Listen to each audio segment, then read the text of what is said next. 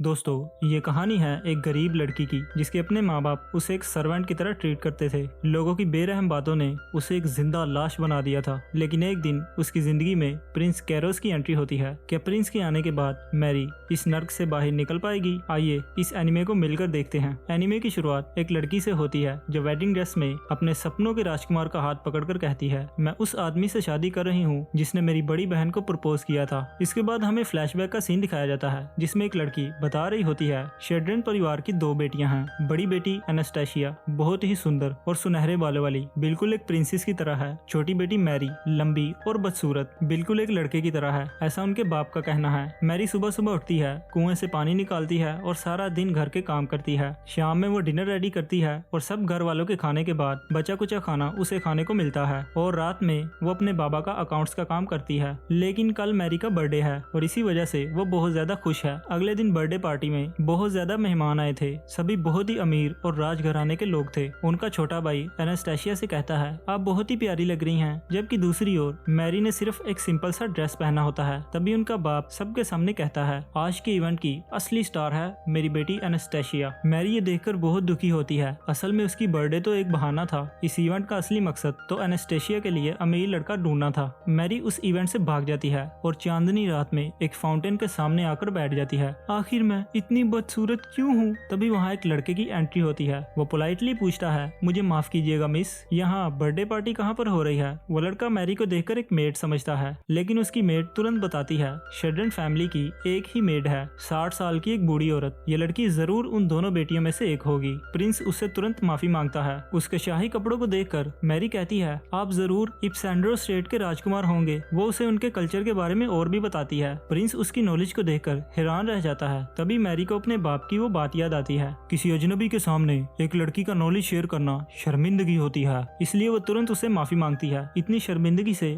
बात करने के लिए मुझे माफ कीजिएगा, वो ये कहकर जाने वाली होती है। लेकिन प्रिंस उसे रोक लेता है। वो प्रिंस की आंखों में देखती है और उसकी तरफ अट्रैक्ट हो जाती है और मन ही मन में सोचती है, ये आदमी मेरी बहन को शादी के लिए प्रपोज करने आया है। उसके मुकाबले में मैं एक बदसूरत लड़की हूँ। आपसे बात करके अच्छा लगा। और ये कहकर वो जंगल में भाग जाती है। नेक्स्ट डे प्रिंस एनास्टेशिया को मैरिज प्रपोजल भेजता है। उनका लालची बाप तो ये देखकर बहुत खुश होता है। मैरी जल्दी से पेन लेकर आओ, इसका जवाब दें। अब इसके बाद एनास्टेशिया बहुत उदास थी। वो अपनी बहन से यह सब शेयर करती है, मैं उससे शादी करने जा रही हूँ जिसका चेहरा भी मुझे याद नहीं। मैंने सुना है कैरस बहुत ही गुस्से वाला इंसान है, वो लड़कियों से नफरत करता है। मैरी उससे मिल चुकी थी, इसलिए वो कहती है, तुम चिंता मत करो, वो बहुत ही अच्छा इंसान है। और दोस्तों, यहाँ हमें पता चलता है उन दोनों बहनों में बचपन से ही बहुत ज्यादा प्यार है। लेकिन अगले दिन प्रिंस के महल जाते जाते एनास्टेशिया का एक्सीडेंट हो जाता है और वो इस दुनिया से चली जाती है। मैरी हर वो पल याद कर रही होती है जो उन्होंने एक साथ बिताए थे। तभी उसकी मोम पीछे से आती है और उसके मुंह पर एक जोरदार झापड़ रख देती है, तुम हो जिसे मरना चाहिए था, इन सब की जिम्मेदार तुम ही हो, तुम्हारी वजह से वो मरी। वो उसे बहुत मारती है। सच में दोस्तों, ये सीन बहुत ही भयानक था। उसका बाप भी आ जाता है और उसे रोक लेता है, अगर तुम इसे इस तरह मारोगी तो इसके चेहरे पर निशान पड़ जाएंगे। उसका बाप तो किसी और ही प्लानिंग में था। प्रिंस की तरफ से आने वाला सोना और एक्सपेंसिव गिफ्ट्स, वो सब कुछ जुए में उड़ा चुका था। इसलिए वो मैरी से एनास्टेशिया की जगह प्रिंस के साथ शादी करने को कहता है। मैरी रोती हुई कहती है, इस घर में पैदा होना ही मेरी सबसे बड़ी गलती थी। अब इस बार मैरी का बाप खुद उसे प्रिंस के महल छोड़ने जाता है। जाते हुए वो उसे फिर ये बात सुना ही देता है, काश एनास्टेशिया की जगह तुम होती। महल में सैनिक उन्हें अंदर नहीं जाने देते, जिस वजह से उसके बाप की सैनिकों के साथ बहस हो जाती है। वो मेड के साथ भी बदतमीजी करता है, लेकिन मेड उसे ठिकाने लगा देती है। भाई हर लड़की कमजोर थोड़ी होती है। मैरी अपने बाप के लिए माफी मांगती है। मेड उसे तुरंत पहचान जाती है और वो उन्हें अंदर आने की इजाजत दे देती है। जब प्रिंस को पता चलता है एनास्टेशिया की जगह मैरी आई है तो वो भड़क जाता है, उन्हें महल से बाहर निकालो। लेकिन उसी वक्त मैरी उसके सामने आती है और प्रिंस तो भाई साहब उसकी खूबसूरती देखकर वहीं जम जाता है। इसके बाद मेड मैरी को चाय पिलाती है जो उसे बहुत पसंद आती है। तभी प्रिंस वहाँ पर आता है। उसके बाप से मुलाकात करने के बाद उसे लगता है जैसे मैरी के घर वाले उस पर जुल्म कर रहे हैं। वो उससे इस बारे में पूछता है, लेकिन एक अच्छी बेटी की तरह मैरी कहती है, ऐसा बिल्कुल नहीं है, वो तो मेरा बहुत ख्याल रखते हैं। प्रिंस कहता है अगर ऐसा है तो उस दिन तुम अकेली आम से कपड़े पहने रो क्यों रही थी। मैरी कहती है मैं बस प्यारी नहीं हूँ, मुझे कोई पसंद नहीं करता। प्रिंस तुरंत अपनी मेड को हुक्म देता है मैरी को ले जाओ। वो समझती है शायद मैं एक आउटकास्ट हूँ इसलिए मुझे महल में नहीं रहने दिया जाएगा। वो उसे एक बड़े से हॉट बाथ में ले जाती है और वहाँ की इंचार्ज होती है तानिया। अपनी जिंदगी में वो पहली बार इतना रिलैक्स फील कर रही थी और जब नहा धोकर तैयार होकर वो प्रिंस के सामने आती है तो भाई साहब प्रिंस की आंखें तो फटी की फटी रह जाती हैं। दोस्तों मैरी सच में बहुत ब्यूटीफुल लग रही थी। अब प्रिंस की मदर आकर मैरी को देखती है और उन्हें भी मैरी बहुत पसंद आती है, लेकिन वो कहती हैं मैरी में कॉन्फिडेंस की कमी है। एक ड्यूक की वाइफ को हमेशा फख्र के साथ अपना सर ऊंचा रखना चाहिए और इसी के साथ मैरी अब से प्रिंस की मंगेतर है। लेकिन मैरी चीख कर कहती है मैं ऐसा नहीं कर सकती। अब नेक्स्ट सीन में प्रिंस इस गम में शराब पी रहा था क्योंकि मैरी ने उसे रिजेक्ट कर दिया है और हमें पता चलता है उस दिन प्रिंस ने मैरी के लिए ही रिश्ता भेजा था। ऐसा क्यों था चलिए जानते हैं। इसके बाद हमें प्रिंस के फ्लैशबैक का सीन दिखाया जाता है जब प्रिंस एक छोटा सा क्यूट सा बच्चा था। प्रिंस के बाप की 2 बीवियां थी, लेडी लोरा और प्रिंस की माँ लेडी लियू। पहली बीवी में सब लड़कियां ही थी और दूसरी बीवी में से प्रिंस कैरोस था। एक आउटकास्ट होने की वजह से राजा की पहली बीवी प्रिंस की माँ को हमेशा टॉर्चर करती थी, लेकिन अंदर ही अंदर वो प्रिंस से प्यार भी बहुत करती थी क्योंकि बेटे की खुशी तो उसे भी चाहिए थी ना। उस रात राजा कैरोस की मोम से कहते हैं ये सच है मेरी ऑफिशियल वाइफ लोरा है, लेकिन अब मैं तुम्हें अपनी ऑफिशियल वाइफ बनाने वाला हूँ और हाँ कैरोस तुम ही मेरी सल्तनत के सरताज बनोगे। लोरा भी चुपके से सब सुन रही थी। वो ये सदमा बर्दाश्त नहीं कर पाती और जहर पीकर अपनी जान दे देती है।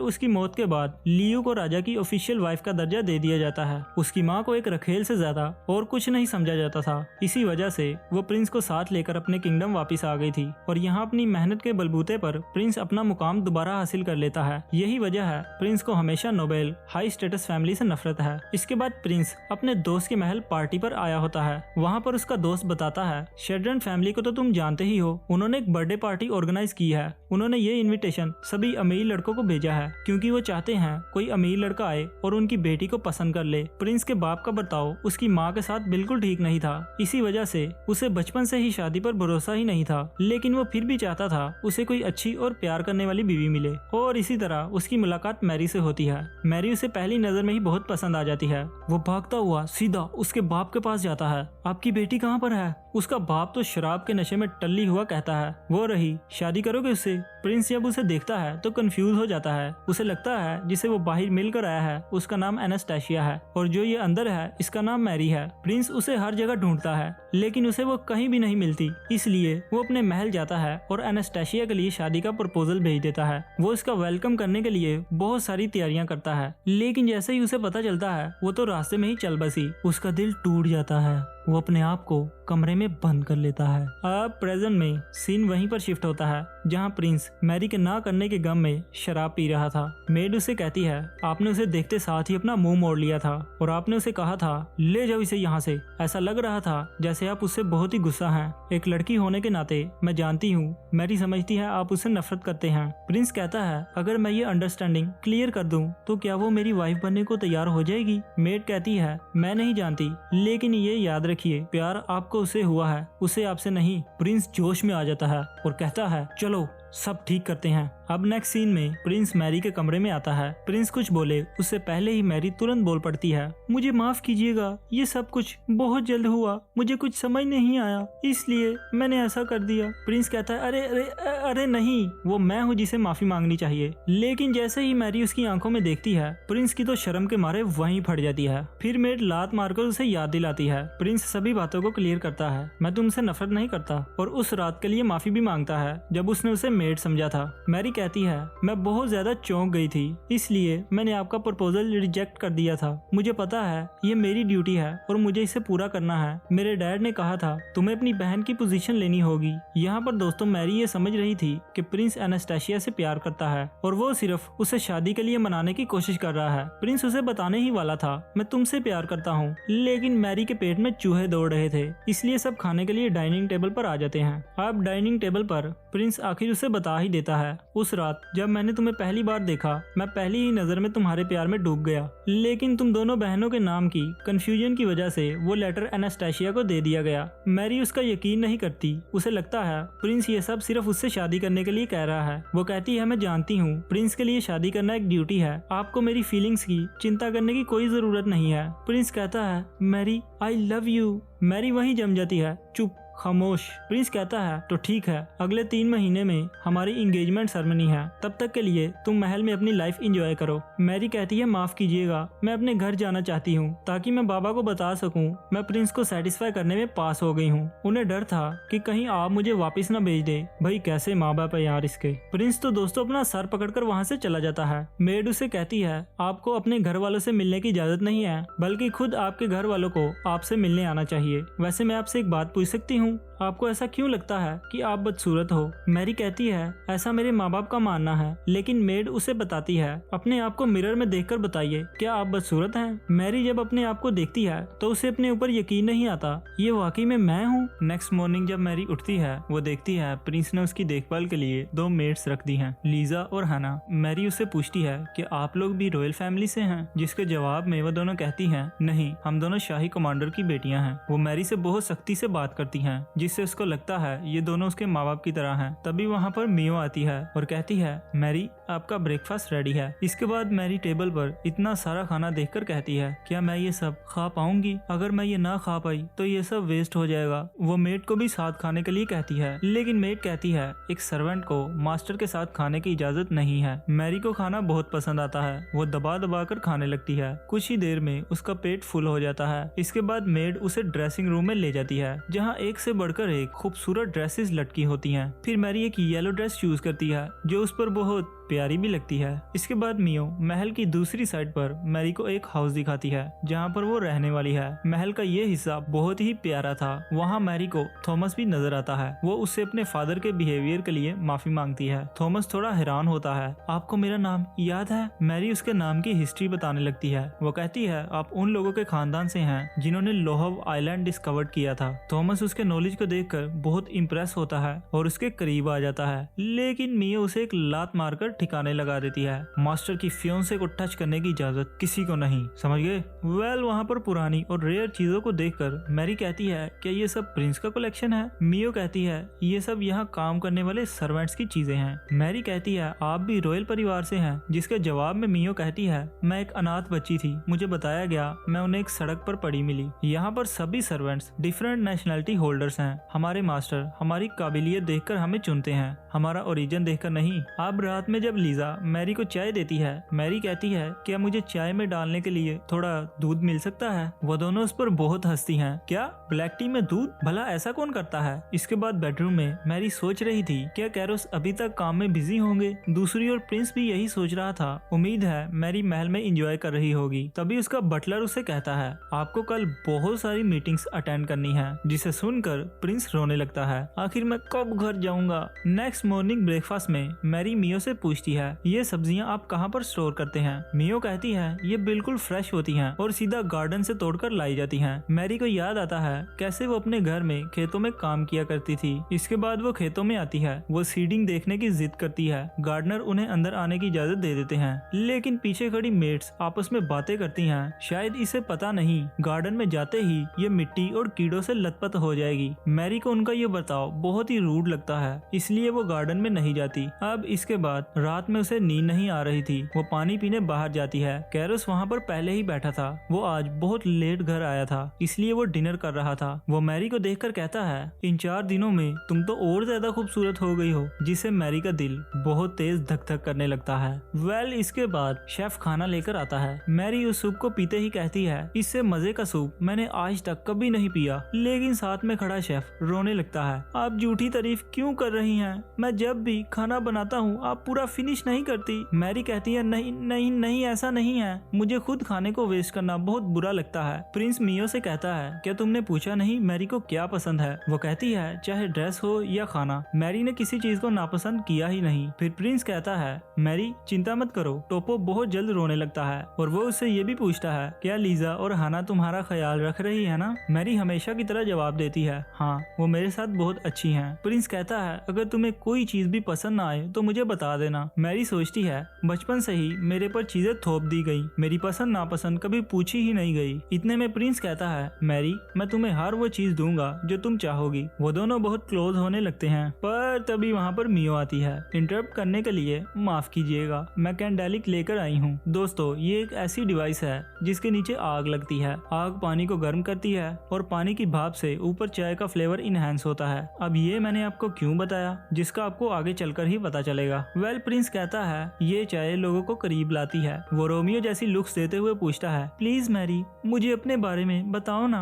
मैरी को समझ नहीं आता कि प्रिंस उससे फ्लर्ट कर रहा है, इसलिए वो शर्म से लाल होकर पागल हो जाती है और यूं उनमें बहुत सारी बातें होती हैं। बात एक बार फिर किस तक पहुंच जाती है, लेकिन फिर से मियो आकर कहती है आप लोगों की चाय जल गई है और इसी तरह उन दोनों को वो जली हुई भयानक चाय पीनी पड़ती है। अब नेक्स्ट सीन में प्रिंस को नींद नहीं आ रही थी, वो मैरी के ख्यालों में खोया हुआ था। मियो उससे पूछती है 4 दिन के बाद आपको मैरी को देखकर कैसा लगा? प्रिंस कहता है वो पहले से ही बहुत ज्यादा खूबसूरत लग रही है। अपने घर में उसे जानवरों की तरह ट्रीट किया जाता था, जिस वजह से वो अपने आप को बदसूरत और अनलकी समझती है। मैं उसे दुनिया की हर वो लग्जरी चीज देना चाहता हूँ जिसकी वो ख्वाहिश करती है। मियो कहती है आप जितनी मर्जी चीजें दे दे वो हमेशा उन्हें इग्नोर ही करेगी। साथ में वो ये भी बताती है जब मुझे सड़क पर छोड़ दिया गया था मैं बहुत लकी थी जो आपकी माँ मुझे अपने साथ ले आई और मुझे यहाँ आकर एक अच्छी पोजीशन पर रखा। मुझे ये सब एक सपने के जैसा लगता है। ठीक मैरी भी इसी तरह सोचती है, शायद ये ऐशो आराम की लाइफ उसके लिए एक सपना है और जब उसकी आंखें खुलेंगी तो वो अपनी पुरानी जिंदगी में वापस आ जाएगी। प्रिंस जोश में आ जाता है और कहता है मैंने मैरी को दिल से अपनी पत्नी के रूप में स्वीकार किया है, मैं उसे यकीन दिलाऊंगा ये कोई सपना नहीं है। मियो कहती है अब आप सो जाइए, सुबह अपने बिजनेस के लिए दूसरे शहर भी जाना है। इसके बाद मैरी चाय पी रही थी। टोपो वहाँ पर मिल्क पुडिंग लेकर आता है। मैरी और मियो को पुडिंग बहुत पसंद आती है। टोपो कहता है मैं इसे सब सर्वेंट्स को भी टेस्ट करवाऊंगा। मैरी कहती है रुको, लीजा और हना मिल्क को पसंद नहीं करती। मैरी उन्हें कल वाला इंसिडेंट बताती है। मियो समझ जाती है वो दोनों मैरी से ठीक बिहेव नहीं कर रही। नेक्स्ट सीन में थॉमस मैरी के घर से आया सामान लेकर आता है। मियो उस पर चिल्लाती है बेवकूफ, तुम्हें बताया था ना शेल्डन परिवार से जो भी सामान आए उसे चेक किए बगैर मत लाना। थॉमस कहता है मिस हाना और मिस लीजा ने चेक करने के बाद ही मुझे लेडी मैरी को देने को कहा है। मैरी जब उस सामान को देखती है तो उसमें वही कुछ था जिसकी उसे उम्मीद थी। साथ ही हमें बगल वाले कमरे से हंसने की आवाजें भी आ रही होती हैं। मियो बहुत गुस्से में उस कमरे में जाती है और दोनों को पकड़कर धो देती है। वो दोनों कहती हैं हम प्रिंस लुपिन की सिफारिश से यहाँ आई हैं, भूलो मत तुम भी यहाँ मेड हो। तुम्हारे माँ बाप ने तुम्हें मेड के तौर पर इन्हें बेच दिया था और अब तुम खुद को शाही परिवार का हिस्सा समझ रही हो। भाई साहब मियो को बहुत गुस्सा आता है, वो एक डीमन बन जाती है और उन दोनों की खूब धुलाई करती है। इसके बाद मैरी अपना मन शांत करने के लिए गार्डन में जाती है। अंकल कहते हैं मैं एक सर्वेंट हूँ, आप मेरे साथ आम से कपड़ों में। मैरी मुस्कुरा कर कहती है हम सब एक ही घर में रहते हैं, हम एक फैमिली हैं। वहाँ मैरी पौधे लगाती है और उन्हें देखकर बहुत खुश होती है। इसके बाद थॉमस आता है और मैरी से कहता है प्रिंस कैरोस जाने वाले हैं। प्रिंस अपने साथ उस सामान को भी वापस ले जा रहा था जिसकी सिफारिश उसके दोस्त ने की थी। साथ ही प्रिंस एक फूल तोड़ता है और मैरी के बालों में लगा देता है। वो इमोशंस में आकर उसे किस करने लगता है, लेकिन तभी मैरी को एहसास होता है सब देख रहे हैं और वो शर्म से टमाटर बन जाती है। नेक्स्ट सीन में मैरी के लिए प्रिंस लुपिन की तरफ से एक इनविटेशन लेटर आता है। लेटर में लिखा होता है डियर मैरी, मैं उन मेट्स की तरफ से माफी मांगता हूँ, मैं अपने दोस्त की फियोंसे से मिलना चाहता हूँ। उसने मैरी को एक स्पेशल पार्टी में बुलाया था। मैरी को लगता है शायद उसे इस बात के लिए सजा दी जाएगी या शायद उसे सड़क पर लटका कर फांसी दी जाएगी। मैरी प्रिंस लुपिन के राज्य तो पहुंच जाती है, लेकिन वो बहुत ज्यादा डरी हुई थी। मियो उसे शांत करती है और कहती है प्रिंस लुपिन बहुत ही समझदार और थोड़े शरारती इंसान हैं, उन्होंने जरूर आपके लिए कुछ मजेदार प्लान किया होगा। इसके बाद वो दोनों मार्केट में आती हैं। वहाँ के शोर शराबे को देखकर मैरी भी इंजॉय करने लगती है। मार्केट में मियो की नजर प्रिंस लुपिन पर पड़ती है। वो तुरंत उन्हें ढूंढने के लिए भागती भागती है। जाते हुए वो मैरी से कहती है, आप सावधान रहिएगा, शायद उन्होंने आपको डराने का प्लान किया है। ये सुनकर मैरी डर के मारे कांपने लगती है। इसके बाद वो देखती है एक शॉप पर सेब छीलने का मुकाबला चल रहा है। जैसे ही वो सेब छीलने लगती है, एक लड़का आकर उसके हाथ से वो सेब छीन लेता है। मैरी को नहीं पता था ये लड़का प्रिंस लुपिन है। वो मैरी के खूब मजे लेता है और फिर वो अपने आप को इंट्रोड्यूस करता है, मेरा नाम प्रिंस लुपिन है और कैरोस मेरा चड्डी बड़ी है। मियो भी वहाँ पर आ जाती है। वो लुपिन से कहती है, आपने बहुत देर कर दी आने में। लुपिन कहता है, I am so sorry darling Mio. Mio कहती है, मेरे साथ फ्लर्ट करने की कोशिश भी मत करना। मैरी दोस्तों पहली बार मार्केट में आई थी, इसलिए उसे एंजाइटी हो रही थी। उसको घबराया हुआ देखकर प्रिंस लुपिन कहता है, चलो चलकर तलवारबाजी देखते हैं, इससे तुम्हारा मूड अच्छा हो जाएगा। इसके बाद मुकाबले में हमारे पास दो लोग थे, एक ब्लैक आर्मर वाला और दूसरा सिल्वर आर्मर वाला। लुपिन कहता है, मुझे लगता है ब्लैक आर्मर वाला जीतेगा। फिर वो मैरी से पूछता है, क्या तुम्हें कैरोस पसंद है? मैरी शर्माने की वजह से कुछ नहीं बोलती। फिर लुपिन उसे बचपन की एक स्टोरी बताता है। हम स्कूल में पहली बार मिले थे और पहली ही मुलाकात में हमारी फाइट हो गई, लेकिन उसके बाद हम अच्छे दोस्त बन गए। इतने में वो डार्क आर्मर वाला बंदा मुकाबला जीत जाता है। लुपिन उससे कहता है, तुम चीर अप क्यों नहीं कर रही? क्या मर्द का ताकतवर होना लड़कियों को डैशिंग नहीं लगता? मैरी कहती है, मुझे इन सब चीजों से डर लगता है, शायद किसी दिन ये तलवार मेरे गले पर ना हो। ओहो, कितनी नेगेटिव हो तुम प्रिंस से प्यार नहीं करती, ये चीजें भी पसंद नहीं, तो फिर तुम कैरोस की मंगेतर बनने पर राजी क्यों हुई? मैरी मन में सोचती है, क्योंकि मैं अपनी सिस्टर की रिप्लेसमेंट हूँ। अब दूसरा मुकाबला शुरू होता है और एक बार फिर से वो बंदा जीत जाता है। इतने में मियो खाना लेकर आती है और कहती है, वो डार्क आर्मर वाला बंदा प्रिंस कैरोस है। मैरी चौंक जाती है। फिर वो अपना हेलमेट उतारता है और सारी ऑडियंस उसे सलाम करती है। इसके बाद मैरी जब प्रिंस से मिलने आती है, वो देखती है यहाँ तो लड़कियों की लाइन लगी हुई है। सब कह रही होती हैं, प्रिंस की मंगेतर तो एक्सीडेंट में मर गई, ये अच्छा मौका है उसके करीब आने का। मैरी को बहुत जलन होती है। वो उनके बीच से निकलकर आगे बढ़ने लगती है। लड़कियां कहती हैं, कहाँ चली बेटा, लाइन में लगो। मियो उन सबको रोकती है। इतने में मैरी प्रिंस के पास पहुंच जाती है। प्रिंस उसे देखकर कांपने लगता है। मैरी, क्या ये सच में तुम हो? लुपिन कहता है, इसे मैंने इनवाइट किया है, मैं इसे दिखाना चाहता था कि तुम कितने डैशिंग हो, लेकिन शायद इसे ये पसंद नहीं आया और ना ही ये तुमसे प्यार करती है। ये शादी सिर्फ एक पॉलिटिकल मैरिज है।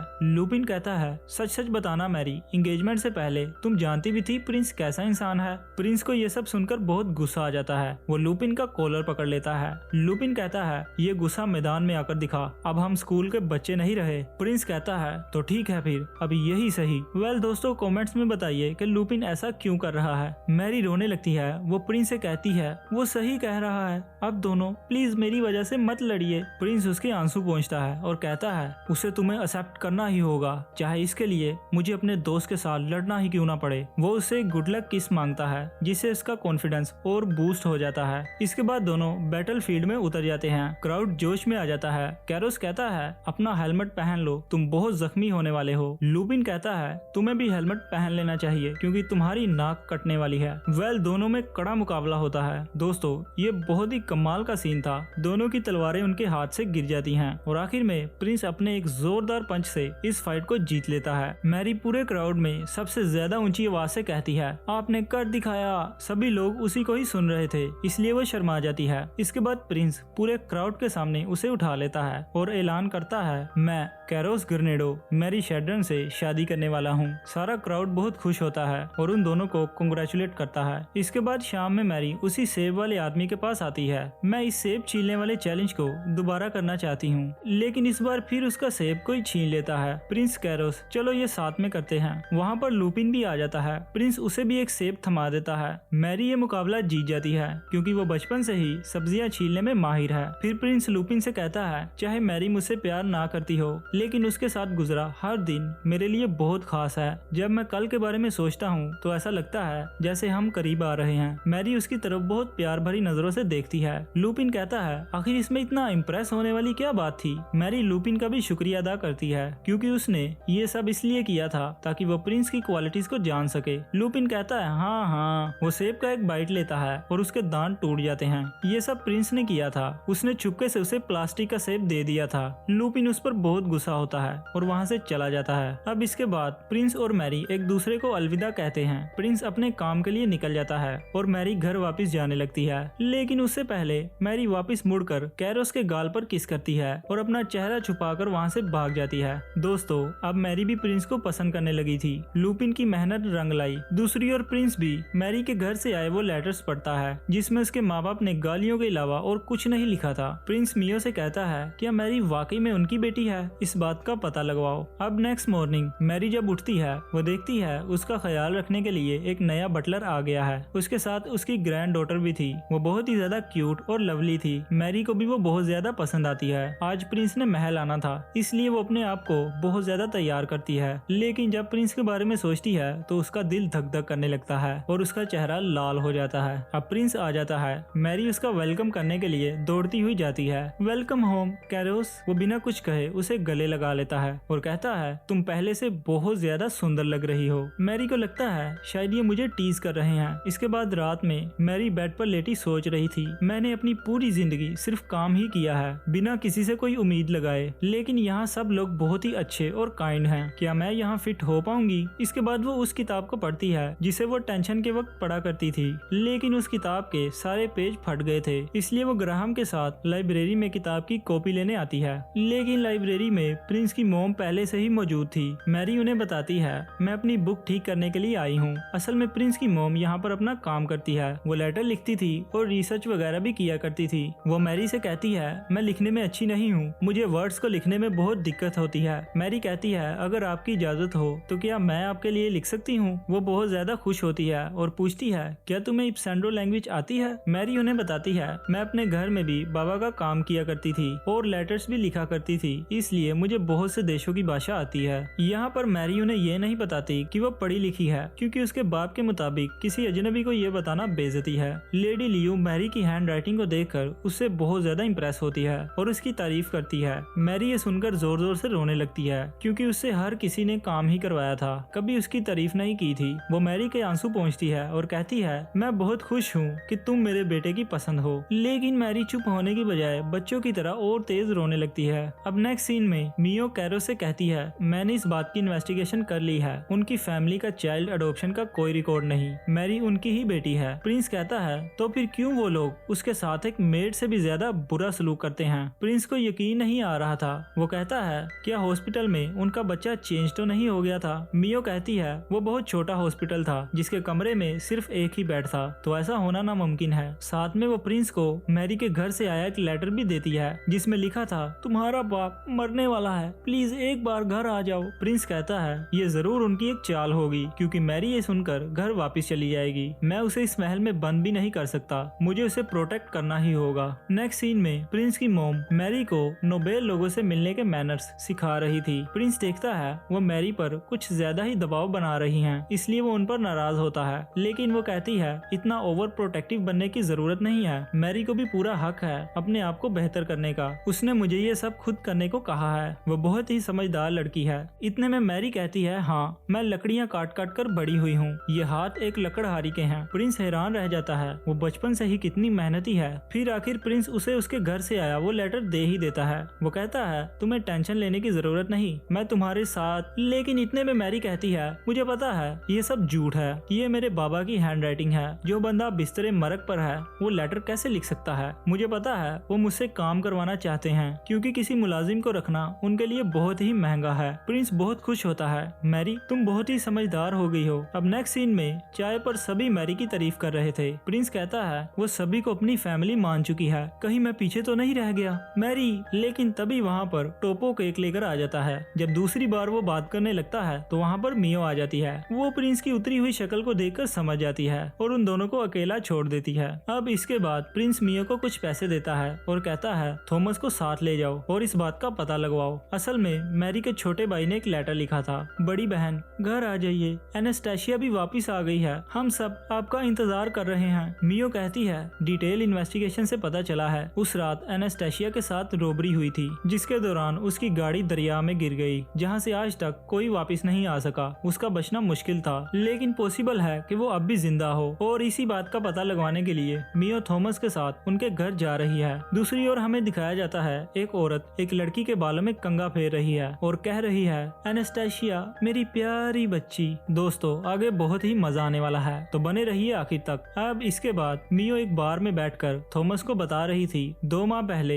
एनास्टेशिया एक गाड़ी में बैठकर हमारे महल आ रही थी, उसे उसी वक्त उस पर लुटेरों ने हमला कर दिया। अपनी जान बचाने के लिए वो वहाँ से भाग गई और फिसल कर एक नदी में जा गिरी। बहुत जख्मी होने की वजह से ड्राइवर भी उसे ना बचा सका और उनका सारा सामान लूट लिया गया, ऐसा उस ड्राइवर और पुलिस का कहना है। थॉमस कहता है अगर एनास्टेशिया जिंदा हुई तो क्या मैरी लॉर्ड कैरो से शादी करने से इनकार कर देगी? वो आज भी अपने आप को एनास्टेशिया की रिप्लेसमेंट समझती है। अब महल में मियो के जाने के बाद उसकी जगह प्रिंस कैरोस ने ले ली है और वही एक मेड की तरह मैरी की देखभाल करता है। इसके बाद उन्हें प्रिंस लुपिन की तरफ से एक लेटर रिसीव होता है जिसमें उसने लिखा था, मैंने आप लोगों के लिए एक सरप्राइज तैयार रखा है। वो दोनों कैजुअल ड्रेस में उसके महल जाते हैं। मार्केट में पहुंचते ही प्रिंस मैरी से कहता है अपना हाथ मुझे पकड़ा दो, कहीं तुम खो ना जाओ। दूसरी ओर मियो और थॉमस मैरी के गांव पहुंच जाते हैं। सबसे पहले वो उसके स्कूल जाकर मास्टर से पूछती है, मैं यहाँ फार्मिंग की स्टडी करना चाहती हूँ, क्या यहाँ कोई ग्रेजुएट स्टूडेंट है जिससे मैं एडवाइस ले सकूँ? पहले वो उसे टॉप रह चुकी स्टूडेंट मैरी के बारे में बताता है। उसके बाद वो मैरी की फ्रेंड करीना का जिक्र करता है। करीना के घर पहुंचकर मियो अपने आप को डिटेक्टिव बताती है और उसकी माँ से कहती है, मुझे शक है आपकी बेटी किसी क्राइम में इन्वॉल्व है, इसलिए मुझे इन्वेस्टिगेशन के लिए उसका स्टूडेंट आइडेंटिफिकेशन कार्ड चाहिए। गाड़ी में थॉमस कहता है झूठ बोलने की भी कोई हद होती है,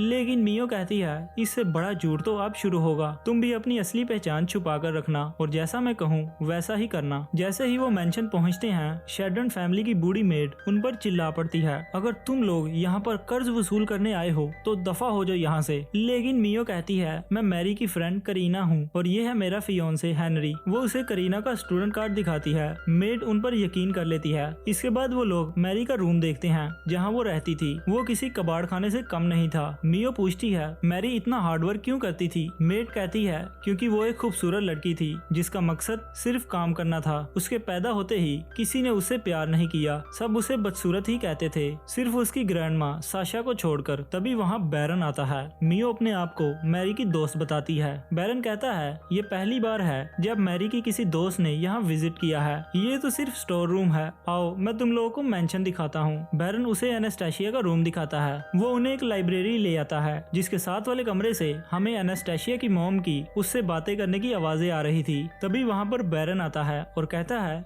माफ कीजिएगा लेकिन अब आपको चलना चाहिए। अगली बार जब आप मैरी से मिलो तो उसे कहना उसका बाप उसे बहुत याद करता है। मियो कहती है वो बहुत ही बिजी हैं, नेक्स्ट मंथ उसकी एंगेजमेंट सेरेमनी है। बैरन कहता है क्या हो अगर उसकी एंगेजमेंट ना हो पाए, वो मेरी है, उसे मुझसे कोई नहीं छीन सकता। हाँ मजाक कर रहा था, तुम तो डर गई। जब बैरन और उसकी वाइफ काम से बाहर जाते हैं, मियो उनके घर में घुस जाती है। जैसे ही वो लोग दरवाजा खोलते हैं, कमरे में एनास्टेशिया मौजूद थी। जब वो पर्दा हटाकर देखती है तो लेडी एनास्टेशिया नहीं बल्कि उसकी डॉल वहाँ पर रखी हुई थी। हमें पता चलता है जो बाल और कपड़े उस डॉल ने पहने हैं वो रियल एनास्टेशिया के हैं। मियो कहती है उसके एक्सीडेंट के बारे में बहुत कुछ ऐसा है जो हमें अभी तक पता नहीं। इसका यही मतलब है एनास्टेशिया का ड्राइवर झूठ बोल रहा है। दोस्तों रियल एनास्टेशिया के बाल, आखिर ये चल क्या रहा है? वेल दूसरी ओर मैरी और प्रिंस मार्केट में बहुत इंजॉय कर रहे थे। वो तुर्किश आइसक्रीम का भी मजा लेते हैं। प्रिंस उसे शहर की सबसे बड़ी क्लॉथ शॉप में लेकर आता है। मैरी प्रिंस के लिए कुछ बाय करना चाहती थी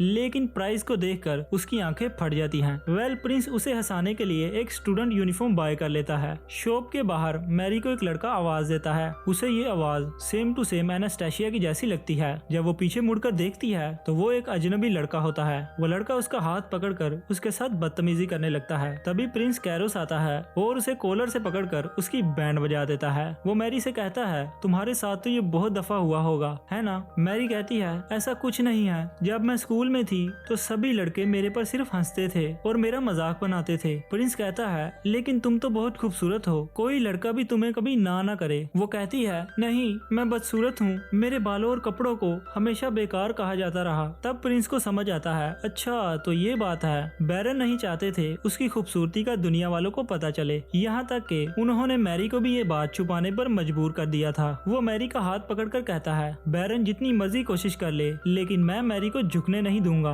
हमें दिखाया जाता है एक लड़का उन्हें छुपकर देख रहा है। अब इसके बाद वो लोग उस शॉप पर आते हैं जहाँ से सामान सीधा रॉयल फैमिली को सप्लाई किया जाता है। कैरोस कहता है मुझे लगता है लुपिन भी यहीं पर होगा। शॉप के अंदर हर तरफ ब्यूटीफुल आइटम्स थी, ज्वेलरी, ब्रेसलेट और बहुत कुछ। कैरोस वहाँ के इंचार्ज से पूछता है क्या लुपिन यहाँ पर है, जिसके जवाब में वो कहता है हाँ। प्रिंस लुपिन ऊपर झपकी ले रहे हैं। प्रिंस उससे मिलने के लिए ऊपर चला जाता है। वहाँ मैरी की नजर कुछ सुनहरे पत्थरों पत्थरों पर पड़ती है। शॉप का इंचार्ज उसे बताता है ये बहुत ही खास किस्म के पत्थर हैं जिसका इस्तेमाल शाही कपड़े और शाही एक्सेसरीज बनाने में होता है। वो कहता है आप जितना चाहे उतने जेवरात ले सकती हैं। मैरी सोचती है शायद मैं प्रिंस कैरोस के साथ आई हूँ इसलिए मुझे फ्री में दे रहे हैं। उसे ग्रीन डायमंड्स बहुत पसंद आते हैं क्योंकि उनका कलर बिल्कुल प्रिंस की आंखों जैसा था। मैरी कहती है मैं इन्हें खरीदना चाहती हूँ, लकीली ये ज्यादा महंगे भी नहीं थे तो मैरी उन्हें खरीद लेती है उन पैसों से जो प्रिंस की मदर ने उसे दिए थे जब उसने उनके लिए लेटर्स लिखे थे। उन्हें खरीदने के बाद वो बहुत ज्यादा खुश होती है क्योंकि वो पहली बार था जब उसने अपने पैसों से कुछ खरीदा था। तभी एक जोकर सा बंदा पीछे से आता है और कहता है कैसी हैं आप मिस, मैंने सुना है आप यहाँ पर अपने बॉयफ्रेंड के साथ आई हैं, क्या वो हैंडसम है, क्या तुम दोनों ने अभी तक किस किया। मैरी दोस्तों बौखला जाती है और बोलती है वो बहुत ही प्यारे और हैंडसम हैं, वो मेरे फियोंसे हैं और जहाँ तक किस की बात है हमने अभी तक नहीं किया। ये सब कुछ कैरोस भी पीछे से सुन रहा था और ये सब सुनने के बाद उसकी हालत तो दोस्तों आपको पता ही है कि कैसी होने वाली है। पर तभी वहाँ पर वो जोकर अपना मास्क हटाता है जो होता है प्रिंस लुपिन। इसके बाद लुपिन उन्हें एक बहुत ही रेयर रूबी दिखाता है, ये तोहफा तुम्हारी सगाई की खुशी में सारी दुनिया ढूंढ लो लेकिन इस साइज की रूबी कहीं नहीं मिलेगी। दोस्त होने के नाते मैं ये तुम्हें 80 मिलियन यूरो में दे रहा हूँ। मैंने रॉयल फैमिली मीटिंग में सभी बुजुर्गों को भी राजी कर लिया है, अगर हम रॉयल्स में से कोई भी इसे पहनेगा तो सब कहेंगे ये अपने टैक्सेस बर्बाद कर रहा है और बगावत पर उतर आएंगे, लेकिन अगर मैं इसे गिफ्ट के तौर पर तुम्हें दूंगा तो कोई भी कंप्लेन नहीं करेगा। वो कहता है ग्रेनेडो फैमिली ने वक्त के साथ साथ बहुत तरक्की की है, अगर पैसे को ठीक से मैनेज ना किया जाए तो ये एक राज्य की बर्बादी का सबब बन सकता है। मिसाल के तौर पर शेल्डन फैमिली। तब मैरी को समझ आता है एक राज्य के लिए पैसा कितना बड़ा वेपन है और क्यों लुपिन प्रिंस को ये रूबी बाय करने को कह रहा है। मैरी दोस्तों अपनी फैमिली की वेल्थ कंडीशन सुनकर उदास हो जाती है। लुपिन उसका मूड ठीक करने के लिए कहता है चलो भी कैरोस मैं तुम्हें ये 70 मिलियन में दे दूंगा, तुम भी तो ढूंढ रहे थे ना एक ऐसा जेम जिसका कलर मैरी के बालों जैसा है। प्रिंस कहता है बकवास बंद करो, मैं मैरी को सगाई का तोहफा देना चाहता था, तुमने सब बिगाड़ दिया। लेकिन अगले ही पल वो लुपिन का शुक्रिया अदा करता है, तुमने मेरे लिए इतना रेयर रूबी ढूंढ निकाला। अब नेक्स्ट सीन में घोड़ा गाड़ी में मैरी प्रिंस से कहती है मुझे ये जानकर बहुत खुशी हुई आप मेरे लिए मेरे बालों की रंगत वाला रूबी ढूंढ रहे थे, मैंने भी आपके लिए कुछ खरीदा है, ये लीजिए व्हाइट रिबन, इसे स्वीकार कीजिए। प्रिंस बहुत ज्यादा खुश होता है और उस रिबन को अपने बालों में लगा लेता है जिसमें वो बहुत प्यारा भी लगता है। फिर मैरी उसे वो स्टोन्स भी दिखाती है और कहती है अगर इन्हें रिबन के एंड्स में सिलाई कर दिया जाए तो ये आपकी पर्सनालिटी में 4 चांद लगा देंगे। प्रिंस कहता है क्या तुम्हें एमराल्ड्स पसंद है। मैरी कहती है नहीं, मैंने इन्हें सिर्फ इसलिए बाय किया क्योंकि इनका कलर आपकी आई से मैच करता है। ये कहने के बाद वो शर्मा जाती है और खिड़की से बाहर देखने लगती है। बाहर उसे वो लड़का नजर आता है जो उसे सेम टू सेम एनास्टेशिया जैसा लगता है, लेकिन उसी पल उनकी गाड़ी का टायर एक पत्थर से टकरा जाता है। प्रिंस तुरंत मैरी को पकड़ लेता है क्योंकि वो गिरने वाली थी। मैरी कहती है मैं ये देखकर बहुत खुश हूँ कि आपको मेरी चिंता है। प्रिंस उसे गले लगा लेता है। मैरी उस मोमेंट को एंजॉय कर ही रही थी जब अचानक उसके जहन में एक ख्याल आता है जिसमें एनास्टेशिया उससे कहती है यहाँ मुझे होना चाहिए था जहाँ इस वक्त तुम हो। और तभी उसे फील होता है उसकी बॉडी पूरी ठंडी पड़ चुकी है और अब प्रेजेंट में वो प्रिंस की बाहों में ही बेहोश हो जाती है। प्रिंस कहता है गाड़ी रोको, जल्दी डॉक्टर को बुलाओ। अब इसके बाद हमें मैरी का बचपन दिखाया जाता है। जब भी वो बीमार पड़ती थी तो एनास्टेशिया हमेशा उसकी देखभाल करती थी और उसे उसकी favourite book the raggedy red cat भी पढ़कर सुनाती थी, जिससे मैरी का मूड बहुत ही अच्छा हो जाता था। पर तभी वहाँ पर उनकी ग्रैंडमा आती है और एनास्टेशिया को बहुत डांटती है, तुम्हें कहा था ना मैरी को आराम करने दो, एक बार की बात समझ नहीं आती। फिर वो मैरी से कहती है तुम अकेली हो जो इस घर में सबसे इंटेलिजेंट हो, इसलिए तुम्हें ये किताबें खुद पढ़नी चाहिए ताकि तुम्हें ज्यादा से ज्यादा भाषाएं आ सके। अब प्रेजेंट में मैरी को होश आ जाता है। प्रिंस उससे कहता है डॉक्टर्स ने कहा है तुम्हें थकन की वजह से बुखार हो गया था, तुम आधी रात तक बेहोश रही। मैरी अपने कपड़ों को देखकर घबरा जाती है तो प्रिंस कहता है घबराओ मत, तुम्हारे कपड़े मेड्स ने चेंज किए हैं और हाँ मैंने छुपकर देखा भी नहीं। फिर प्रिंस उसके लिए सूप लेकर आता है। मैरी को याद आता है कैसे एनास्टेशिया बचपन में उसे सूप पिलाया करती थी, इसलिए वो प्रिंस के सामने भी अपना मुंह खोल देती है। लेकिन इसके बाद वो शर्मिंदा शर्मिंदा भी हो जाती है। वो दरअसल एनास्टेशिया भी मेरा ऐसे ही ख्याल रखती थी जब मैं बीमार पड़ती थी, लेकिन ग्रैंडमा के गुजर जाने के बाद सब खत्म हो गया। मेरे माँ बाप मुझे एक कचरे की तरह ट्रीट करने लगे। तब एनास्टेशिया ही मेरा ख्याल रखती थी। प्रिंस मैरी का हाथ पकड़ लेता है। मैरी प्रिंस की खूबसूरत आंखों में डूब जाती है और इसी तरह सुबह हो जाती है। मैरी कहती है, मुझे आपकी आंखें बहुत पसंद है, आई लव यू कैरोस। और इस रोमांटिक मोमेंट में जब सनलाइट सीधा उन पर पड़ रही थी, वो दोनों एक दूसरे को किस करते हैं। फिर प्रिंस कहता है, मैं डॉक्टर को बुला कर लाता हूँ, तब तक मेरा बेड पर ही इंतजार करना। मैरी शर्मा जाती है, क्या बेड पर? कहीं इससे उनका मतलब वो तो नहीं? प्रिंस कहता है, नहीं नहीं, तुम गलत समझ रही हो, मैं बस अभी आया। तभी हमें बाहर से किसी के गिरने की आवाज आती है। जब मैरी देखती है तो प्रिंस अपने होश में नहीं था। इसमें प्रिंस की कोई गलती नहीं थी, क्योंकि दोस्तों यही हाल होता है फर्स्ट किस करने के बाद। मियो कहती है, चिंता की कोई बात नहीं, प्रिंस कैरोस बस प्यार में अंधे हो गए हैं। अब नेक्स्ट सीन में मियो एनास्टेशिया के ड्राइवर को लेकर आई थी। वो कहती है, अपना सर उठाओ और जवाब दो। प्रिंस कहता है, बताओ, क्या तुमने एनास्टेशिया की जान ली? जिसे सुनकर मैरी सदमे में चली जाती है, लेकिन वो ड्राइवर कुछ नहीं बताता।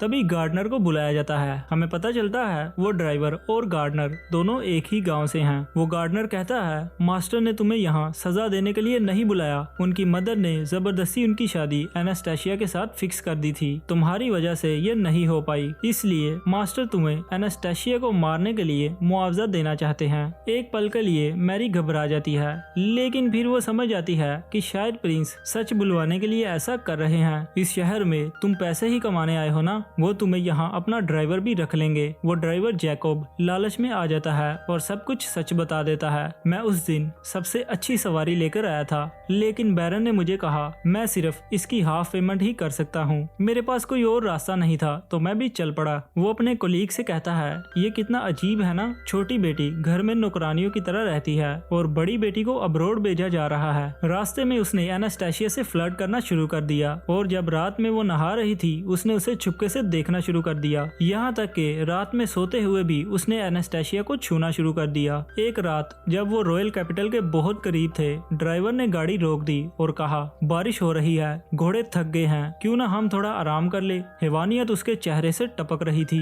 अब आगे वो कुछ बताता, पर उसी वक्त मियो उसकी हड्डियां तोड़ने वाली थी। थॉमस उससे पूछता है, तुम्हारे पास एनास्टेशिया के कपड़े और बाल कैसे आए, बताओ। जैकोब बताता है, अपने आप को छुड़वाते हुए उसने अपने बाल काट दिए और उसके कपड़े मेरे हाथ में आ गए। मुझसे भागते हुए वो रिवर में जा गिरी, इसलिए मैंने ये कहानी बना दी और उसके बाल और कपड़े एनास्टेशिया की माँ को बेच दिए। मैरी कहती है, बस मैं और नहीं सुन सकती, मेरी बहन तुम्हारी वजह से मरी। जेकब कहता है, तुम्हें तो मेरा शुक्रगुजार होना चाहिए, अगर वो ना मरती तो तुम यहाँ मजे नहीं कर रही होती। उसकी बहन के खिलाफ वो बहुत अनाप शनाप बोलता है, जिस वजह से प्रिंस उसे पकड़कर धो देता है। कैरस कहता है, मुझे लगता था शायद उसके पेरेंट्स की तरह एनास्टेशिया भी उसके साथ बुरा सलूक करती थी, इसलिए उसे कुदरत की तरफ से सजा मिली। लेकिन हमें पता चलता है कि एनास्टेशिया के साथ अच्छा सलूक इसलिए किया जाता था क्योंकि वो एक खूबसूरत लड़की थी और उसको जबरदस्ती शाही तौर तरीके और ड्रेसेस पहनाई जाती थी। मतलब बैरन के लिए उसकी बेटियां सिर्फ पैसे कमाने का एक जरिया थी। प्रिंस कहता है, मुझे उसकी कब्र पर ले चलो। मैरी कहती है, हमारे फादर ने उसकी कोई कब्र नहीं बनाई। वो कहते हैं ये सब वेस्ट है और पैसों की बर्बादी है। अब नेक्स्ट सीन में वो उसी रिवर पर एनास्टेशिया का फ्यूनरल करते हैं और उसकी आफ्टर लाइफ के लिए प्रे भी करते हैं। मैरी कहती है,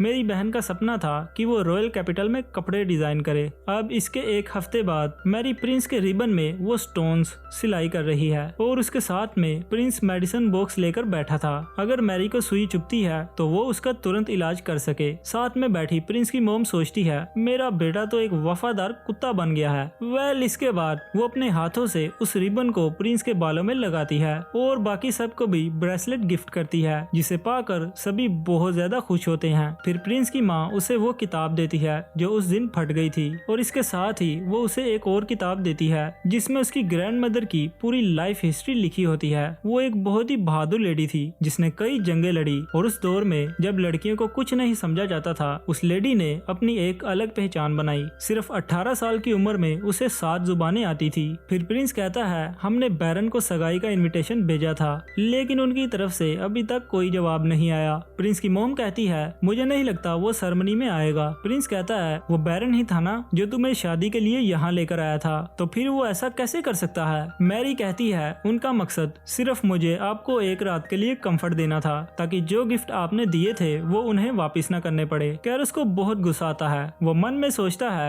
कितना बेकार इंसान है इसका बाप। मैरी कहती है घर में सभी लेटर्स का रिप्लाई मैं दिया करती थी, इसलिए शायद उन्होंने लेटर का रिप्लाई न दिया हो। प्रिंस की मदर को शक हो जाता है, क्या तुमने उन्हें फ्लैरियन लैंग्वेज बोलते या लिखते देखा है? मैरी कहती है शायद नहीं। दोस्तों यहाँ हमें पता चलता है फ्लैरियन लैंग्वेज नोबेल लोगों की बोले जाने वाली लैंग्वेज है। अगर बैरन को ये लैंग्वेज नहीं आती तो मैरी के बाद वो अपनी ड्यूटी फुलफिल नहीं कर सकता। प्रिंस मियो से कहता है तुरंत बैरन को लीगल ऑर्डर भेजो। अगर जवाब नहीं आता तो हमें उससे किंगडम के कोर्ट में ट्रायल लेना होगा, जहाँ मैरी को तो समझ ही नहीं आता आखिर उसके बाप ने ऐसा क्या कर दिया जिसके लिए उसे कोर्ट में पेश होना पड़ेगा। अब इसके 4 दिन बाद लुपिन प्रिंस के महल आता है। आते साथ ही वो मियो से फ्लर्ट करना शुरू हो जाता है, पर इस बार मियो उसे धो देती है। खाना खाते वक्त जब वो टोपो को देखता है तो भाई साहब टोपो ने तो अपना वजन 80 किलो से घटाकर 40 किलो कर लिया था। खाना खाने के बाद लुपिन एक रिंग निकालता है। ये तुम्हारी इंगेजमेंट रिंग है, लेकिन उससे पहले मैं इस पे रूबी लगाऊं, मैं मैरी का रिंग साइज लेना चाहता हूँ। तो डियर मैरी, क्या आप अपना हाथ मुझे देंगी? लेकिन दोस्तों आपको तो पता है प्रिंस ऐसा कभी नहीं होने देगा। वो कहता है मैं खुद मैरी का साइज लूंगा। फिर प्रिंस उसके हाथ में रिंग पहनाता है जो उसे बिल्कुल परफेक्ट आती है। प्रिंस बहुत खुश था, आखिरकार उसने लुपिन को रिंग पहनाने में नाकाम कर ही दिया। मैरी कहती है मैंने जिंदगी में पहली बार कोई रिंग पहनी है, मैं इसके लिए बहुत खुश हूँ। I love you Carus. और इसी के साथ वो प्रिंस को किस कर देती है, लेकिन तभी वहाँ पर लुपिन आता है और कहता है हो गया तुम दोनों का? प्रिंस कहता है ये वाकई में लाजवाब है, इस तरह की कारीगरी तो सिर्फ नॉर्मन ही कर सकता है, लेकिन वो तो अब रिटायर हो गया है ना, तुमने उसे कैसे राजी किया? वो कहता है उसने एक नया शागिर्द रख लिया है और मैंने उससे रिक्वेस्ट भी की, शायद इसलिए वो राजी हो गया। ये सुनकर मैरी के चेहरे का रंग उड़ जाता है क्योंकि उसने बग्गी में एक लड़के को देखा था जो उसे बिल्कुल एनास्टेशिया जैसा लगा। मैरी लुपिन से पूछती है उसकी उम्र कितनी होगी? वो कहता है शायद 12-13 साल। ये सुनकर मैरी का शक यकीन में बदल जाता है। अब इसके बाद मैरी बहुत ज्यादा उदास रहने लगी है। हमें पता चलता है वो प्रिंस के साथ फिट होने के लिए सभी राज्य को लेटर्स के रिप्लाई करती है और बहुत ज्यादा डांस प्रैक्टिस भी करती है। उसने इन सब कामों को अपनी डेली रूटीन बना लिया था। उसे लगता था जैसे ये सब करने से वो प्रिंस के लिए इम्पोर्टेंट हो जाएगी। रात में जब वो सोती है प्रिंस उसके कमरे में आता है। वो देखता है डांस कर करके मैरी के पैरों में जख्म हो चुके हैं और लेटर्स लिख लिख कर उसके हाथों में छाले पड़ गए हैं। प्रिंस को समझ नहीं आता आखिर ये ऐसा क्यों कर रही है। अगले दिन प्रिंस उससे कहता है मैंने गाड़ी को बैरन के पास भेजा है, लेकिन उन्होंने आने से मना कर दिया। मैरी कहती है अगर आप उनके हिस्से की पनिशमेंट मुझे देना चाहे तो मुझे मंजूर है, और ये कहकर वो डांस प्रैक्टिस के लिए चली जाती है। तभी वहाँ प्रिंस आता है और कहता है नोबेल लेडी, क्या आप मेरे साथ डांस करना चाहेंगी? फिर दोनों एक रोमांटिक डांस करते हैं, लेकिन पैरों में छाले पड़ने की वजह से मैरी लड़खड़ाने लगती है और जब वो गिरने वाली होती है ठीक तभी प्रिंस उसे संभाल लेता है। प्रिंस उससे पूछता है तुम ठीक तो हो ना? वो कहती है हाँ मैं ठीक हूँ। वो संभलने की कोशिश करती है लेकिन उसे ठीक से खड़ा नहीं हुआ जा रहा था। प्रिंस कहता है तुम ठीक नहीं हो, मुझे बताओ मैरी तुम्हें क्या हुआ है? जब से तुमने नॉर्मन के असिस्टेंट के बारे में सुना है तुम बहुत ही अजीब बिहेव कर रही हो। मैरी प्रिंस को सब बता देती है। मुझे लगता है नॉर्मन का असिस्टेंट कोई और नहीं बल्कि एनास्टेशिया है। वो कहता है तुम्हारा शक अभी दूर हो जाएगा क्योंकि मैंने नॉर्मन को यहाँ महल में बुलाया है। अब नेक्स्ट सीन में नॉर्मन आकर प्रिंस के सामने अपनी हाजिरी देता है। हमें पता चलता है कि 3 साल पहले पिघलते हुए लोहे का काम करते वक्त उसकी आंखों की रोशनी चली गई थी। थोड़ा बहुत वो देख तो सकता है लेकिन अब वो इंसानों के चेहरे नहीं पहचान सकता। प्रिंस पूछता है तुम्हारा असिस्टेंट कहाँ है? वो कहता है मैंने उसे साथ आने का कहा लेकिन उसने कहा मेरी तबीयत ठीक नहीं है। प्रिंस उससे पूछता है आपको पूरा यकीन है वो लड़की तो नहीं? भाई साहब नॉर्मन तो तब जाता है, तुम्हें क्या लगता है मैं किसी लड़की को अपनी दुकान में रखूंगा? मेरी सिर्फ रोशनी गई है, मैं पूरी तरह से अंधा नहीं हूँ। प्रिंस कहता है सॉरी मैंने सुना है वो आपको रॉयल कैपिटल में मिला। हाँ वो मुझे कैपिटल में भटकता हुआ मिला, उसके पास पैसे नहीं थे। उसने कहा मैं एक बटन आर्टिस्ट हूँ तो मैंने उसे काम पर रख लिया। प्रिंस कहता है आपने कभी उसके माँ बाप के बारे में उससे पूछा? नॉर्मन कहता है जब भी मैंने इस बारे में पूछा उसने हमेशा एक ही बात कही, I am just a raggedy cat. ये सुनकर मैरी का चेहरा फीका पड़ जाता है क्योंकि रैगडी कैट वही बुक का टाइटल था जो मैरी को बचपन से बहुत पसंद थी। यहाँ मैं दोस्तों आपको बता बता दूं, ये वही बुक है जब मैरी बीमार होती थी तो एनास्टेशिया उसे पढ़कर सुनाती थी। मैरी बिना कुछ कहे वहाँ से भाग जाती है और अपने आप को कमरे में बंद कर लेती है। सब लोग उसे पूरे महल में ढूंढने लगते हैं। रात हो जाती है। प्रिंस उसी कमरे के पास आता है जहाँ पर उन्होंने पहली दफा किस किया था। प्रिंस कहता है, मैरी प्लीज एक बार दरवाजा खोल दो, यहाँ पर बहुत ठंड है। वो प्रिंस से कहती है एनास्टेशिया जिंदा है। प्रिंस कहता है, अगर एनास्टेशिया जिंदा भी हो अब इससे कोई फर्क नहीं पड़ता, हमने एक दूसरे को अपनी फीलिंग्स बता दी है। मैरी कहती है, वो बहुत ही काइंड और खूबसूरत है, आपको मैं इसलिए पसंद आई क्योंकि आप मेरी बहन को नहीं जानते, वो मेरे से 100 गुना बेहतर है, आप उसे डिजर्व करते हैं, मुझे नहीं। प्रिंस कहता है, तुम्हें इतनी सी बात क्यों समझ नहीं आती, मैं सिर्फ तुमसे और तुमसे प्यार करता हूँ। मैरी कहती है,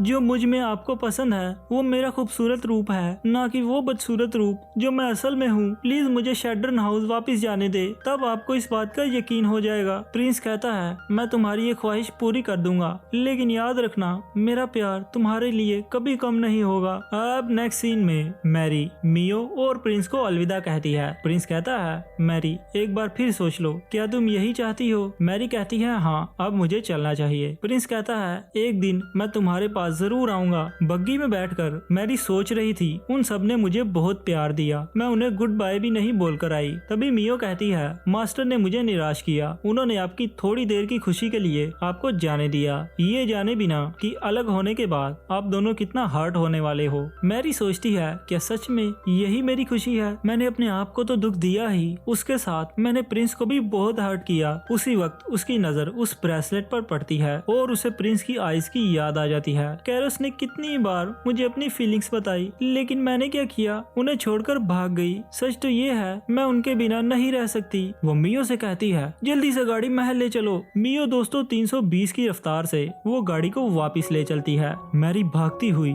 फूलती हुई सांसों और थरथराती आवाज के साथ बार बार कैरस का नाम पुकार रही थी, जैसे जिंदगी का आखिरी एहसास भी उसी नाम से जुड़ा हो। उसी कमरे के पास आकर वो कहती है, कैरस मैं आपको बहुत पसंद करती हूँ, मैं इस महल में सबको बहुत चाहती हूँ और हर उस चीज को भी जो आपसे जुड़ी हुई है, अपना दिल, एहसास सब कुछ मुझे दे दो। लेकिन कैरस उसके पीछे खड़ा सारी बातें सुन रहा था और उसे जाकर टाइटली हग कर लेता है। उसके महल वापस आने पर सभी बहुत ज्यादा खुश होते हैं। प्रिंस की मॉम कहती है, अगर तुम दोबारा गई ना तो मैं तुम्हें महल में बांध दूंगी, अब रात में जब मैरी की आंख खुलती है वो देखती है कैरस भी उसके साथ ही सोया है। वो ये देखकर बहुत ज्यादा शर्मा जाती है। तभी मियो बाहर से आवाज देती है, आपका पानी रेडी है, प्लीज आकर नहा लीजिए। हॉट बात लेने के बाद वो बाहर टहलने के लिए आती है, लेकिन पीछे से वो लड़का उसके गले पर आकर चाकू रख देता है। जल्दी बताओ मुझे मैरी का कमरा कहाँ है? तभी प्रिंस तुरंत आकर उस लड़के को मैरी से दूर फेंकता है और जब वो लोग उस लड़के को देखते हैं तो वो लड़का था एनास्टेशिया। एनास्टेशिया कहती है, मैरी क्या ये तुम हो? प्रिंस कहता है, यकीन नहीं होता ये जिंदा है, हमने तो इसका फ्यूनरल भी कर दिया था। एनास्टेशिया कहती है, मैरी को अभी के अभी अपनी कैद से आजाद करो वरना मुझसे बुरा कोई नहीं होगा। मैरी कहती है, सिस्टर क्या आप इनसे शादी नहीं करना चाहती थी? एनास्टेशिया कहती है, क्या भला मैं इस कचरे के डिब्बे से शादी क्यों करूंगी जो पैसे और पावर के दम पर एक औरत की जिंदगी, उसका सब कुछ खरीदना चाहता है। प्रिंस कहता है, तुम्हें जरूर कुछ गलत फहमी हुई है। फिर मैरी एनास्टेशिया को महल ले चलती है। वो हॉट बात लेती है और साफ कपड़े भी पहनती है। इसके बाद एनास्टेशिया मैरी से कहती है, हमें बात करनी चाहिए, मुझे माफ करना, मुझे तुम्हें प्रोटेक्ट करना चाहिए था। वापिस उन दिनों जब तुम बीमार पड़ गई थी तब ग्रैंडमा साशा ने मुझे कमरे से भगा दिया था। तुम्हारे सोने के बाद वो मुझे अपने साथ ले गई। वो डैड की तरफ से दूसरे देशों को लेटर्स का रिप्लाई कर रही थी, लेकिन उसी वक्त उन्हें खून वाली खांसी आने लगी। मैं तुरंत मॉम डैड को बुलाने गई, लेकिन उन्होंने मुझे रोक लिया, ये कहते हुए अब ये बीमारी हद से ज्यादा बढ़ गई है। हमारे दौर में हम अपनी जिंदगी अपने मुताबिक नहीं जी सकते थे, लेकिन मेरी यही ख्वाहिश है तुम दोनों बहनें वो करना जो तुम्हें अच्छा लगता है। और इसी के साथ वो इस दुनिया को छोड़कर चली गई। उनके जाने के बाद बैरन तो अपना सर पकड़कर बैठ गया, क्योंकि वो तो था अनपढ़। मैरी तुमने अपनी दादी से फ्लेरियन लैंग्वेज कितनी सीखी है? वो कहती है, मुझे तो अभी थोड़ी सी ही आती है। उसकी मॉम कहती है, साशा को मैरी की बीमारी लग गई इसलिए उनकी मौत हुई। मैरी तुमने ही उन्हें मारा है। उस दिन के बाद से उसकी माँ ने मैरी को अपनी बेटी समझना बंद कर दिया। मैरी जब थोड़ी सी बड़ी होती है, बैरन उससे कहता है तुम्हें पढ़ने लिखने का शौक है ना, मैं तुम्हारा स्कूल में एडमिशन करवाऊंगा। वो कहती है लेकिन इसमें तो बहुत ज्यादा फीस लगेगी। बैरन कहता है तुम इसकी चिंता मत करो, लेकिन मैरी कहती है 2 महीने से आपने मुलाजिमों की तनख्वाह नहीं दी, क्या ये ठीक होगा? वो कहता है जैसा बोल रहा हूँ वैसा करो, मेरे सामने जबान लड़ाने की जरूरत नहीं है। तुम मेरी बेटी हो, मैं तुम्हारा भला चाहता हूँ। तुम एक बदसूरत लड़की हो, इस दुनिया में तुम्हारे लिए जीना बहुत मुश्किल होगा, इसलिए पढ़ना लिखना तुम्हारे लिए बहुत जरूरी है। समझ आया दोस्तों क्यों मैरी को बदसूरत समझा जाता था? उसी वक्त एनास्टेशिया कमरे में आती है। पापा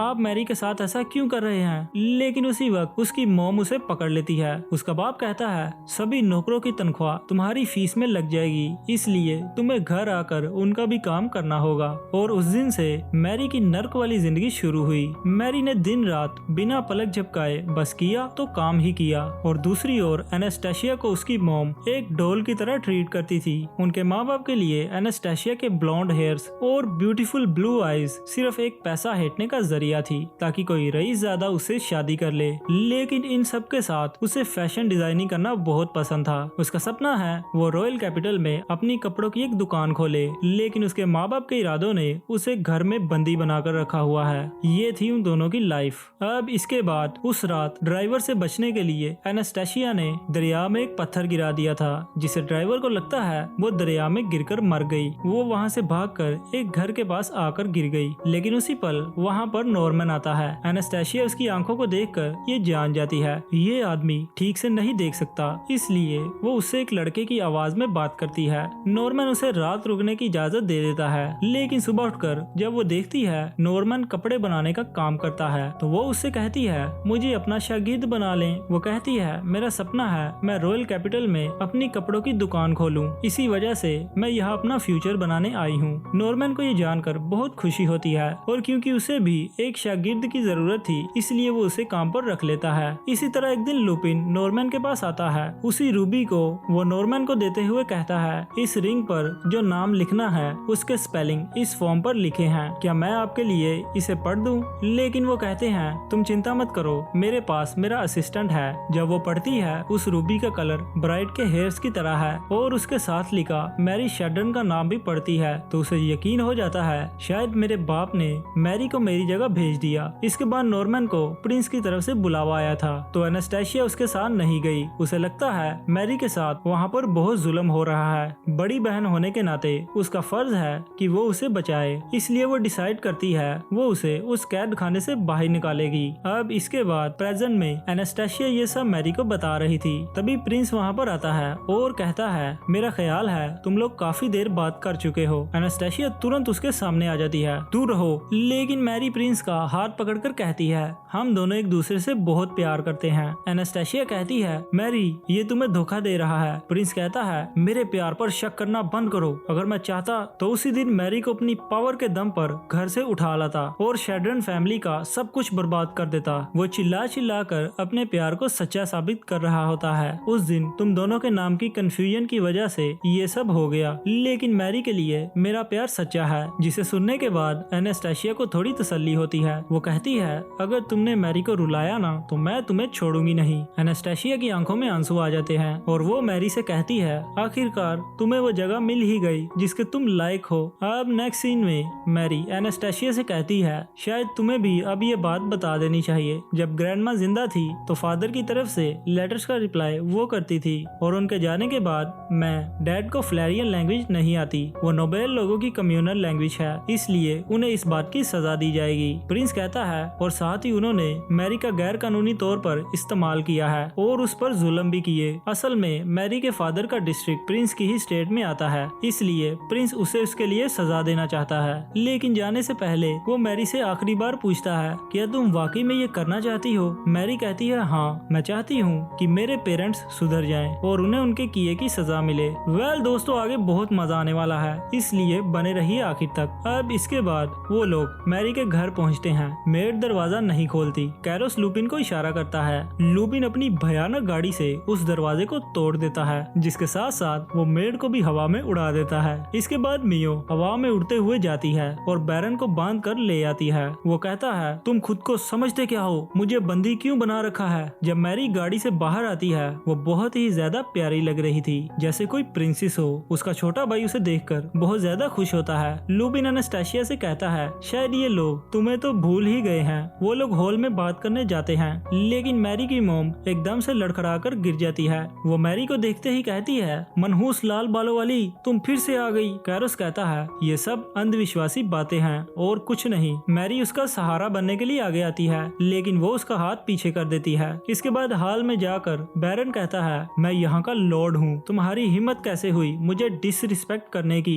लुपिन उसे कोर्ट ऑर्डर दिखाता है जिसमें क्लियरली लिखा था बैरन को लॉर्ड की पोजीशन से हटाया जाए। लुपिन कहता है तुम्हें फ्लैरियन लैंग्वेज नहीं आती, इसलिए मैरी के जाने के बाद से तुमने एक भी लेटर्स का रिप्लाई नहीं किया, तुम्हें इस बात की सजा मिलेगी। बैरन घुटनों के बल आ जाता है और कहता है मैरी मेरे साथ ऐसा मत करो। मैरी कहती है अगर आप चाहते हैं कि आपको इसकी सजा ना मिले तो आपको मेरे से माफी मांगनी होगी। प्रिंस कहता है हर वो उस गलती की माफी मांगनी होगी जो आपने मैरी के साथ की थी। मैं वादा करता हूँ आपका केस मैं खुद संभाल लूंगा और आपकी लॉर्ड की पोजीशन भी कायम रहेगी। लेकिन बैरन बहुत ही घमंडी है, वो माफी नहीं मांगता। प्रिंस उसे उसके होने वाले अंजाम से बाखबर करता है। तभी मैरी की मॉम बीच में आ जाती है। आखिर तुम और कितनी बदकिस्मती हमारे पर डालना चाहती हो। लाल बालों का होना ही एक बैड लक है। साशा और एनास्टेसिया भी तुम्हारी वजह से मरी, अब हमें भी मार डालोगी क्या? पर उसी पल एनास्टेसिया सामने आती है और कहती है किसने कहा मैं मर चुकी हूँ। उसकी माँ उसे गले लगा लेती है। ये खूबसूरत ब्लॉन्ड हेयर्स, ये नीली आंखें, मेरी एनास्टेसिया तुम वापिस आ गई। एनास्टेसिया उन्हें पीछे हटा देती है। आपने कभी मुझे अपनी बेटी समझा ही नहीं, मुझे सिर्फ एक डॉल की तरह ट्रीट किया है। हम देखते हैं उसकी माँ के सर से विग उतर जाती है और उसके बाल भी लाल होते हैं। सबको समझ आ जाता है आखिर मैरी के बाल लाल क्यों हैं। वो कहती है मैरी इस दुनिया में कभी खुश नहीं रह पाएगी क्योंकि उसके बाल भी मेरी ही तरह लाल हैं। मैरी कहती है मदर अब मुझे समझ आ गया है आप ऐसा क्यों करती हैं, क्योंकि आपके दौर में सिर्फ ब्लॉन्ड हेयर वाली लड़कियों को ही प्रिंसेस का दर्जा दिया जाता था, इसलिए आपको हर किसी ने हर्ट ही किया। मुझे भी ऐसा लगता था कोई भी मुझसे प्यार नहीं करेगा, लेकिन फिर मेरी जिंदगी में कैरोस आए और सब ने मुझे बहुत प्यार दिया, जिससे मुझे जिंदगी जीने का हौसला मिला और अब मेरा कॉन्फिडेंस और बढ़ चुका है। उसकी माँ सर पकड़कर रोने लगती है। जिस बेटी से उसने प्यार किया उसने भी उसे छोड़ दिया और जिससे नफरत की उसने तो उसे छोड़ ही रखा था। अब इसके बाद हमें बताया जाता है शेड्रन लैंड का सारा कंट्रोल कर्नेडो फैमिली के होल्ड में रहेगा। मैरी के छोटे भाई को पढ़ने लिखने के लिए भेज दिया गया है ताकि वो अपने बाप की पोजीशन को संभाल सके और उसी की ही क्लास में उसका बाप भी उस लैंग्वेज को सीख रहा है। उसका पढ़ाई में दिमाग बिल्कुल मेरी तरह चल रहा था। मैरी की मॉम को बाइज्जत बरी कर दिया गया है, लेकिन उसकी सजा यही है वो सारा दिन उस घर में अकेली रहती है। जहाँ तक एनास्टेसिया की बात है वो नॉर्मन से अपना सब कुछ छुपाने के लिए माफी मांगती है। उसके हार्ड वर्क को देखते हुए नॉर्मन उसे अपने साथ काम करने की इजाजत दे देता है। अब इसके बाद सीन वहीं पर शिफ्ट होता है जहाँ पर मैरी अपने सपनों के राजकुमार का हाथ पकड़कर कहती है मैं उससे शादी करने वाली हूँ जो मेरी बहन का मंगेतर है। फिर वो लोग बहुत ही रोमांटिक डांस करते हैं और इस इवेंट की खूबसूरती में 4 चांद लगा देते हैं। दूसरी तरफ लुपिन और एनास्टेसिया दोनों क्लोज होने लगते हैं। सभी लोग बहुत ज्यादा खुश थे। इसके बाद वो लोग बाहर आते हैं। चंदा मामा बहुत ज्यादा चमक रहे थे, इसलिए प्रिंस को उस पहली मुलाकात की याद आ जाती है जो चांदनी रात में मैरी के साथ हुई थी और फाइनली वो दोनों किस करने वाले होते हैं। लेकिन तभी वहाँ पर फायरवर्क स्टार्ट हो जाते हैं और इसी रोमांटिक मोमेंट के साथ इस एनिमे की हैप्पी एंडिंग हो जाती है। मुझे तो ये एनिमे बहुत पसंद आया। आप लोगों को कैसा लगा कमेंट्स में जरूर बताइएगा। मैं सबके कमेंट्स पढ़ूंगा। मिलते हैं नेक्स्ट वीडियो में, तब तक के लिए बाय बाय।